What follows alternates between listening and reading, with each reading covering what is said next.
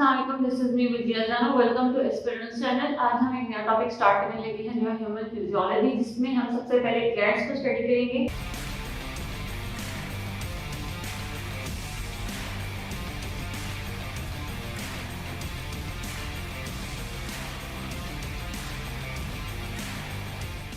Glands की अगर हम डेफिनेशन की बात करें तो ग्लैंड्स ऐसे हमारे पास स्पेशलाइज्ड ऑर्गन्स और टिश्यू होते हैं जो ऐसे सब्सटेंसेस रिलीज करते हैं जो बॉडी में जाके इंपॉर्टेंट फंक्शन परफॉर्म करते हैं। ठीक है, अब जो स्पीशीज हो रही होती है वो हमारे पास टू टाइप्स की होती है। या तो जो ग्लैंड है वो हार्मोन रिलीज करें या फिर वो एंजाइम रिलीज कर देते हैं। हार्मोन्स की अगर हम बात करें तो हार्मोन्स हमारे पास क्या है, ऐसे केमिकल मैसेंजर्स हैं जो कि जो ग्लैंड्स होते हैं, एंडोक्राइन ग्लैंड जो होते हैं हार्मोन्स प्रोड्यूस करते हैं, जो कि ब्लड स्ट्रीम में जाके अब आगे देखेंगे कि जो ग्लैंड्स होते हैं वो भी टू टाइप्स के होते हैं। ठीक है, एक एंडोक्राइन एंड एक्सोक्राइन। ठीक है, उनमें डिफरेंस देखते हैं पहले बाद में। ठीक है, उसके पहले हम देखें कि हार्मोन्स क्या हैं। ये रिलीज होते हैं ऐसे केमिकल मैसेंजर जो जाके आगे किसी बॉडी के जो फिजियोलॉजिकल रिएक्शंस और मेटाबॉलिज्म हो रहे होते हैं उसमें हेल्प करते हैं, उसको रेगुलेट करते हैं। उसके बाद एंजाइम्स की अगर हम बात करें तो एंजाइम्स हमारे पास क्या है, ऐसी प्रोटीन्स हैं जो किसी भी रेट को मेटाबॉलिक जो रिएक्शन हो रहा है उसको इंक्रीज कर देते हैं, उसकी एक्टिवेशन एनर्जी को कम करके। अगर हम देखते हैं कि जो हमने हार्मोन्स की बात की कि एंडोक्राइन ग्लैंड इसको रिलीज करते हैं। ठीक है, जो हार्मोन्स रिलीज होते हैं। अब जो ग्लैंड है उनकी कितनी टाइप्स है, हमने बात की कि एंडोक्राइन एंड एक्सोक्राइन, इनमें डिफरेंस क्या है। अगर हम देखिए हमारे पास जो एंडोक्राइन और एक्सोक्राइन में मेन डिफरेंस क्या है। अगर हम एंडोक्राइन की बात करें तो एंडो का मतलब होता है इनर, ठीक है, और क्राइन का मतलब होता है एक्सक्रीशन। ठीक है, इसी तरह से जो एक्सो है वो उसका मतलब होता है आउटर, एक्सक्रीशन जो क्राइन होता है उसका मतलब होता है एक्सक्रीशन। अब जो स्पीशीज हो होती है ग्लैंड्स में दो तरह की होती है। अगर जो ग्लैंड्स हैं जो स्पीशन कर रहे हैं, हार्मोन रिलीज कर रहे हैं, वो किसी डक्ट में रिलीज करें और फिर थ्रू ए डक्ट और थ्रू ए पाइप वो सारे स्पीशीज में किसी बॉडी में किसी सेल में जिस टिश्यू को जरूरत है उस तक जाए। जो उन हम हार्मोन्स को जो ग्लैंड्स को प्रोड्यूस कर रहे हैं हार्मोन या एंजाइम, उनको हम एक्सोक्राइन ग्लैंड्स बोलते हैं। लेकिन अगर ऐसे ग्लैंड जो हमारे पास स्पीशीज कर रहे हो लेकिन वो डायरेक्टली स्पीशीज जा रहे हो आपके ब्लड में और थ्रू ब्लड में वो जो किसी ऑर्गन को वो हार्मोन चाहिए, किसी टिश्यू को चाहिए, वो उसको यूज कर रहे हैं तो उनको हम क्या बोलते हैं, एंडोक्राइन ग्लैंड। ठीक है, जो डायरेक्टली ब्लड स्ट्रीम में करते हैं। अब ये जो हार्मोन होते हैं जो एंडोक्राइन होते हैं वो थ्रू आउट दी बॉडी जो होते हैं वो ट्रैवल करते रहते हैं, जो भी टारगेट टिश्यूज ऑर्गन होते हैं उनको टारगेट करके वहां पे उनको जो हार्मोन चाहिए होता है वो उनको प्रोवाइड करते हैं। एंडोक्राइन की अगर हम बात करें तो इसमें जो पढ़ेंगे हम ग्लैंड्स में हमारे पास क्या है, पिट्यूटरी ग्लैंड है, थायराइड है, एड्रिनल और पैंक्रियाज है।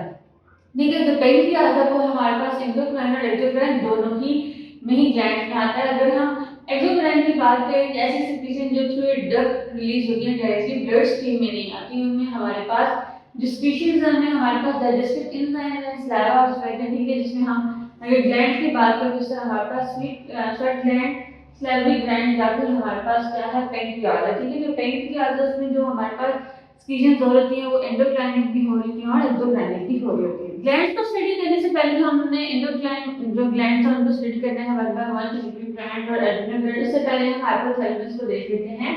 अगर हम हाइपोथैलेमस की बात करें तो हाइपोथैलेमस क्या होता है कि जो ये पार्ट है हमारा वो प्रेजेंट होता है हमारे फोरब्रेन में। ठीक है, फोरब्रेन की अगर हम बात करें तो जो हमारे पास होता है हाइपोथैलेमस वो फोरब्रेन का पार्ट है। ठीक है, यहाँ पे आप देख रहे हैं कि जो ब्रेन में फोरब्रेन है उसके फ्लोर पे हमारे पास हाइपोथैलेमस प्रेजेंट होता है।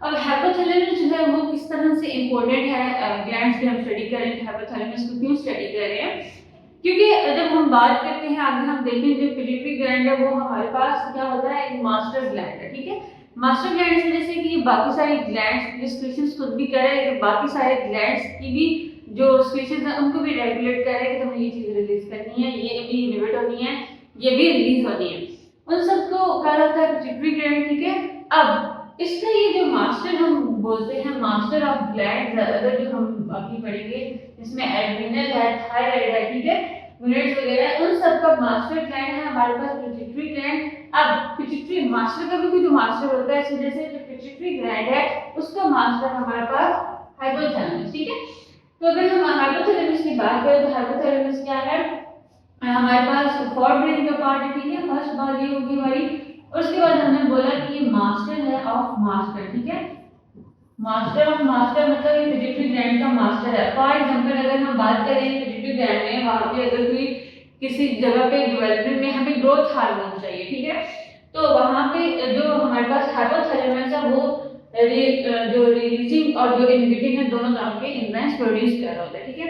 अगर हमें चाहिए रिलीजिंग हार्मोन्स, ठीक है, फॉर एग्जांपल हमें ग्रोथ हार्मोन अगर रिलीज हो रहा है, ठीक है, growth hormone releasing hormone produce हो रहा है थ्रू द हाइपोथैलेमस, ठीक है।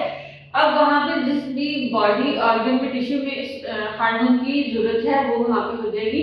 तो फिर जब उसका जो फंक्शन है वो हो जाएगा परफॉर्म, तो फिर हमें इंसान है हमें इसमें हार्मोन है उसकी हमें जरूरत नहीं है, ठीक है, इनहिबिशन उसकी होनी है। तो अब जो वहाँ पे कोई हार्मोन एक्सेस में है, अभी उसकी जरूरत नहीं है, तो उसकी जो प्रोडक्शन हो रही है उसको इनहिबिट जो करना होता है, ठीक है। ये जो रिलीजिंग हार्मोन था, इसी तरह से ग्रोथ हार्मोन जो इनहिबिटिंग हार्मोन है वो भी कौन प्रोड्यूस कर रहा है, हाइपोथैलेमस, ठीक है। जब कोई एक हार्मोन की जब पूरी जो फंक्शन परफॉर्म कर चुका है उसकी जरूरत नहीं है, तो वहां पे उस हार्मोन को जिसने इनहिबिट करवाना है, पिट्यूटरी ग्लैंड जो हार्मोन प्रोड्यूस करवाने के लिए भी सिग्नल हाइपोथैलेमस ने दिया, अब उसको इनहिबिट करना उसका सिग्नल भी कौन देगा, हाइपोथैलेमस देगा, ठीक है। इस वजह से हम हाइपोथैलेमस को बोलते हैं कि ये रिलीजिंग और इनहिबिटिंग दोनों तरह के हार्मोन प्रोड्यूस करता है, ठीक है। इनहिबिटिंग भी प्रोड्यूस करता है और अगर भी रिलीज होना है तो उसको भी प्रोड्यूस करता है। आगे हम स्टडी करते हैं। सबसे पहले जो हम ग्लैंड देखेंगे वो हमारे पास पिट्यूटरी ग्लैंड हम देख चुके हैं कि ये जो है इसको हम मास्टर ग्लैंड भी बोलते हैं, ठीक है, क्योंकि ये बाकी सारे ग्लैंड्स की जो रिलीजिंग है या इनहिबिटिंग है उसको रेगुलेट करता है, फिर इसका जो मास्टर है वो है हाइपोथैलेमस, ठीक है। अगर हम इसके साइज की बात करें तो ये एक पी शेप है, जैसे हम डायग्राम में देख रहे हैं कि हमारे पास एक जो डायग्राम है इसमें जो पी शेप जो है ग्लैंड बिलो दी हाइपोथैलेमस, इसको हम क्या बोलते हैं, पिट्यूटरी ग्लैंड, ठीक है। तो यहाँ पे अगर हम इस डायग्राम को लेबल करें तो ये जो 1 वाला है वो हमारे पास है पिट्यूटरी ग्लैंड। इसी तरह से ये जो अवर आपको स्ट्रक्चर नजर आए जो 5 पॉइंट है इसको हम बोलते हैं ब्रेन, ठीक है। पहले हम साइज से देखिए, उसकी लोकेशन देख लेंगे, ज्यादा ये प्रेजेंट होता है the base of the brain below the hypothalamus, ठीक है। उसके बाद जो ये हमारा ग्लैंड है वो किस स्ट्रक्चर के अंदर प्रेजेंट होता है, वो एक बोनी स्ट्रक्चर में जिसको हम बोलते हैं सेराफिट, ठीक है। इस वजह से हमने मास्टर ग्लैंड देख लिया, इसको हम मास्टर ग्लैंड क्यों बोलते हैं कि बाकी सबको कंट्रोल कर रहा है उनकी रेगुलेशंस को। और उसके बाद है कि पिट्यूटरी ग्लैंड के 3 लोब्स होते हैं। इसके 3 लोब्स अगर हम देखें तो हमारे पास होता है एंटीरियर, पोस्टीरियर और एक जो मतलब मीडियल, ठीक है। अब हम इस डायग्राम को लेबल करें तो ये 4 पार्ट है, ये हमारे पास था हाइपोथैलेमस, क्योंकि जो पिट्यूटरी ग्लैंड है वो अगर इसी को हमने जूम करके लिखा है तो वो बिलो दी प्रेजेंट होता है हाइपोथैलेमस, ठीक है। तो ये जो लोब है हमारे पास जो 2 नंबर पे ऐसे हम अगर लेबल कर दिए, हमारे पास एंटीरियर लोब है, उसके बाद 3 वाला है हमारे पास क्या है, पोस्टीरियर, ठीक है।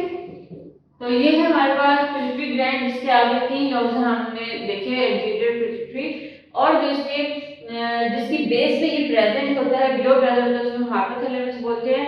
आगे जो हमारे पास हमने पिट्यूटरी ग्लैंड के जो लोब्स हैं, ये तीनों लोब डिफरेंट एंजाइम्स प्रोड्यूस करते हैं, उनको वन बाय वन देखते हैं। सबसे पहले हम देखते हैं एंटीरियर पिट्यूटरी ग्लैंड, ठीक है, लोब जिसको हम बोलते हैं एडिनोहाइपोफाइसिस भी, ठीक है। अगर इसकी हम बात करेंगे कहां से ओरिजिनेट ड्राइव होते हैं, they drive from the embryonic और एक्टोडर्म, ठीक है। तो अब जो हमारे पास एंटीरियर पिट्यूटरी ग्लैंड वो हार्मोन्स प्रोड्यूस करते हैं, उनमें हमारे पास जो पहला हार्मोन है वो ग्रोथ हार्मोन, ठीक है। ग्रोथ हार्मोन को हम बोलते हैं सोमेटोट्रोपिन हार्मोन भी, ठीक है। जब भी किसी बॉडी ऑर्गन में टिश्यू में ग्रोथ डेवलपमेंट हो रही हो, ग्रोथ चाहिए हो, तो वहां पे जो हार्मोन रिलीज होता है वहां पे ग्रोथ हार्मोन होता है, ठीक है। तो किसी भी डेवलपमेंट की कोई भी चीज अगर हार्मोन चाहिए तो उससे एक नॉर्मल अमाउंट में ही चाहिए होता है, ठीक है। अगर उसकी एक्सेस हो जाए तो भी वो हमारे लिए हार्मफुल होगा, और उसकी अगर इनहिबिशन हो जाए जल्दी, वो एक्सेस में प्रोड्यूस ना हो, तो फिर भी उसकी हमारे पास क्या हो जाएगी, एक डिजीज काज होगी, जिसमें अगर हम देखें वहां पर 2 डायग्राम है। अब ग्रोथ हार्मोन की जो कंसंट्रेशन है वो नॉर्मल से ज्यादा हो जाए, ज्यादा प्रोडक्शन हो जाए, तो एक डिजीज काज होती है जिसे हम क्या बोलते हैं, डायबिटीज। तो इसमें अगर हम देखें जो बॉडी की ग्रोथ है और जो नॉर्मल पर्सन वो क्या है, ज्यादा है। इसी तरह से जो हमारे पास जो सेकंड फिगर नजर आ रहा है, इसमें क्या है हमारे पास ड्वार्फिज्म, ठीक है। ड्वार्फ तो इसको है या ड्वार्फिज्म क्यों बोलते हैं, क्योंकि इसमें जो ग्रोथ हार्मोन की जो कंसंट्रेशन है वो कम हुआ है, ठीक है।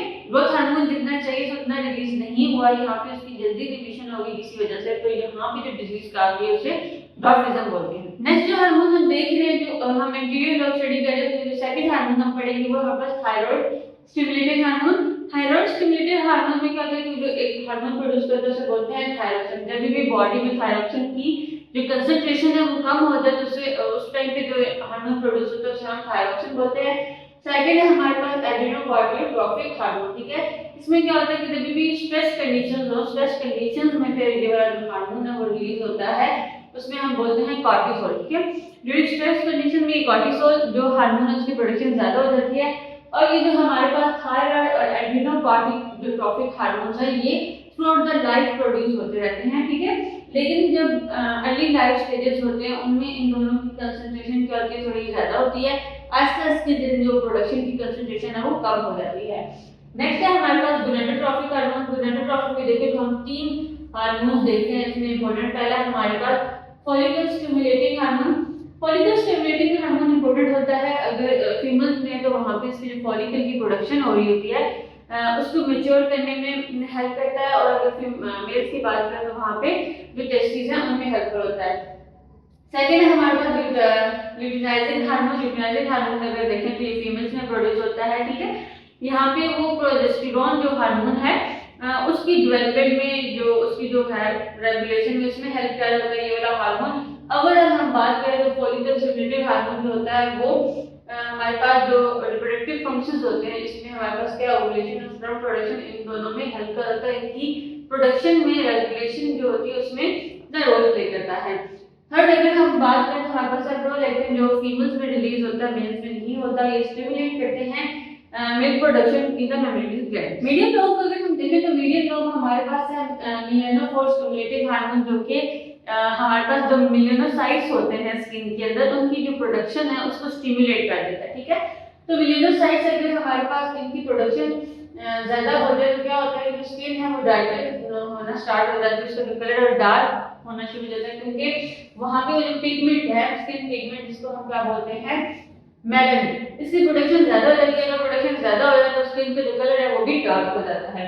नेक्स्ट है हमारे पास पोस्टीरियर पिट्यूटरी जिसको हम न्यूरोफाइसिस भी बोलते हैं क्योंकि अगर हम उनकी डेरिवेशन की बात करें तो ये ड्राइव होता है फ्रॉम द एग्मोनिक neural ectoderm. Posterior pituitary gland क्या होता है कि इसमें खुद से कोई हार्मोन प्रोड्यूस नहीं होते बल्कि जो हाइपोथैलेमस में एंटी डायरेटिक हार्मोन और ऑक्सीटोसिन जो प्रोड्यूस हो रहे हैं उन्हीं की जो रेगुलेशन है उसको ये कार्डियो स्टोर करते हैं फिर इसकी रिलीज में हेल्प करते हैं, ठीक है। पहले अगर हम हार्मोन पढ़े तो इसमें हमारे पास है ऑक्सीटोसिन, ठीक है, जो स्टिमुलेट करता है यूट्राइन कंस्ट्रक्शन को। जब भी ड्यूरिंग चाइल्ड बर्थ जो मसल्स होती हैं उनकी कॉन्ट्रैक्शन और एक्सपेंशन में जो हेल्प कर रहा था हार्मोन या फिर ब्रेस्ट फीडिंग में वो हमारे पास क्या है ऑक्सीटोसिन और ये इन्वॉल्व होता है सोशल बॉन्डिंग या फिर इमोशनल रिस्पॉन्सेस में। सेकंड जो हमारे पास वो है एंटी डायरेटिक हार्मोन, ठीक है, जिसको हम वैसोप्रेसिन भी बोलते हैं।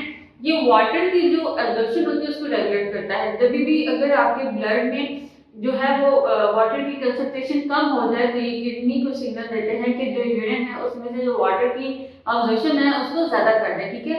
अगर ब्लड में कम हो जाए तो फिर आपको थर्स्ट सी फील होती है तो फिर ये क्या करते हैं उस कंडीशंस में किडनी को सिग्नल देते हैं ताकि यूरिन से जो ज्यादा जो वाटर है उसको एब्जॉर्ब करें और अगर इसका रोल देते हैं तो ब्लड प्रेशर रेगुलेशन में भी अपना रोल प्ले करते हैं। सेकंड जो हम पढ़ने वाले हैं वो हमारे पास थायराइड ग्लैंड। थायराइड ग्लैंड क्या होते हैं अगर इसकी लोकेशन की अगर हम बात करें तो ये प्रेजेंट होते हैं in the front of the neck and just below the adenoma जिसको हम थायराइड कार्टेज भी बोलते हैं। अगर इसकी शेप की बात करें तो ये बटरफ्लाई शेप होते हैं, ठीक है। उसके बाद अगर हम देखें कि जो थायराइड ग्लैंड है इसके 2 लोब्स होते हैं। 2 लोब्स में जो ये कनेक्ट होते हैं दोनों साइड जो टिश्यूज होते हैं उसको हम बोलते हैं फ्लूइड स्टिमस, ठीक है।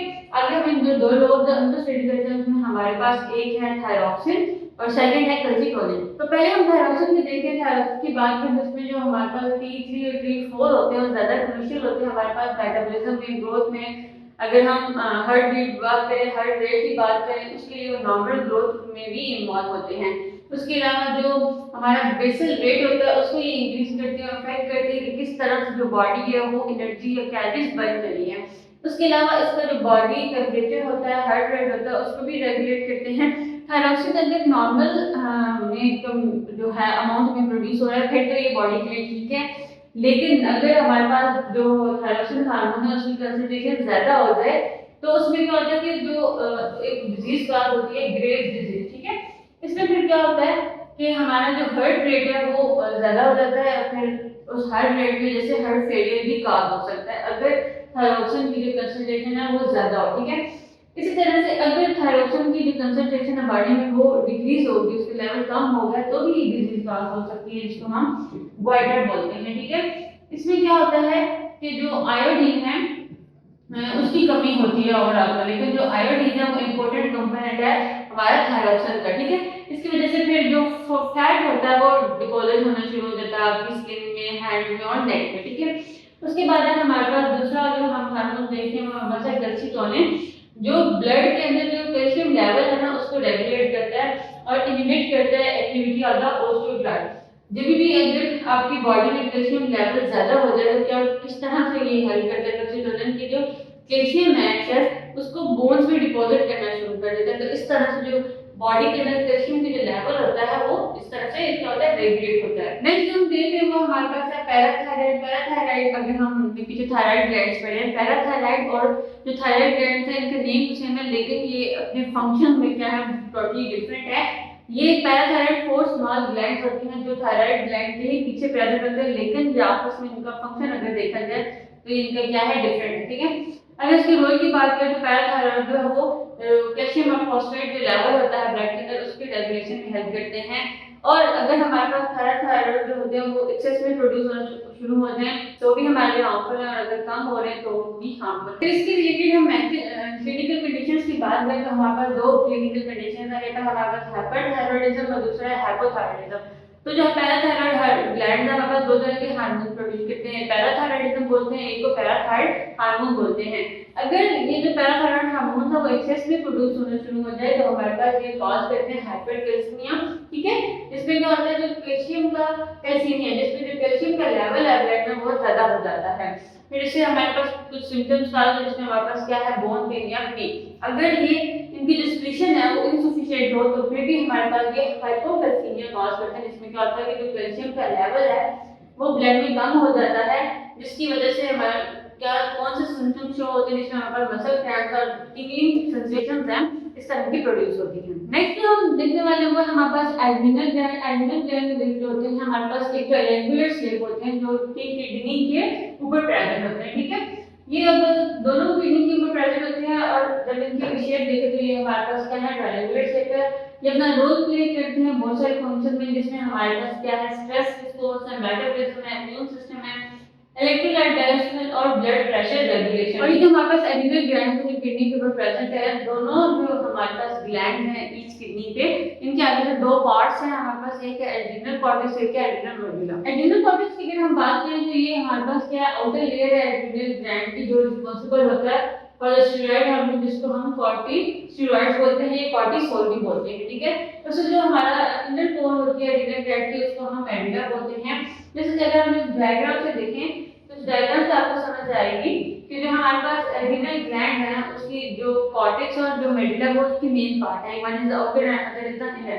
अब उसमें जो कॉर्टेक्स है उसके पास हम तीन लेयर्स होती हैं। पहली हमारे पास क्या है, दूनम ग्लोमेरुलस, ठीक है, जो हमारे पास एक हार्मोन प्रोड्यूस करती है एल्डोस्टेरोन और कॉर्टिसोस्टेरोन, ठीक है, जिसको हम मिनरलो कॉर्टिकॉइड्स भी बोलते हैं। सेकंड जो लेयर है हमारे पास वो क्या है, दूनम फेसिकुलेटा, ठीक है। जो हमारे पास जो ना ग्लोमेरुलस है उसकी इनर वाली पैलेट होती है, वहां पे जो हार्मोन प्रोड्यूस होते हैं वहां पे होते हैं कॉर्टिसोल एंड कॉर्टिसोन, जिसको हम ओवरऑल ग्लूकोकॉर्टिकॉइड्स भी बोला जाता है। जो थर्ड लेयर है हमारी कॉर्टेक्स की वो है रेटिकुलेरिस, ठीक है, जो कि एक हार्मोन प्रोड्यूस करती है एंड्रोजन, ठीक है, जिसमें हमारे पास टेस्टोस्टेरोन और एस्ट्रोजन और टेस्टोस्टेरोन इन्वॉल्व है। उसके बाद हमारा इनर पार्ट होता है मेडुला। मेडुला के अंदर दो तरह के हार्मोन प्रोड्यूस हो रहे थे, एक है एपिनेफ्रिन और दूसरा है नॉन एपिनेफ्रिन, जिसको एड्रेनालिन और नॉन एड्रेनालिन भी बोला जाता है, ठीक है।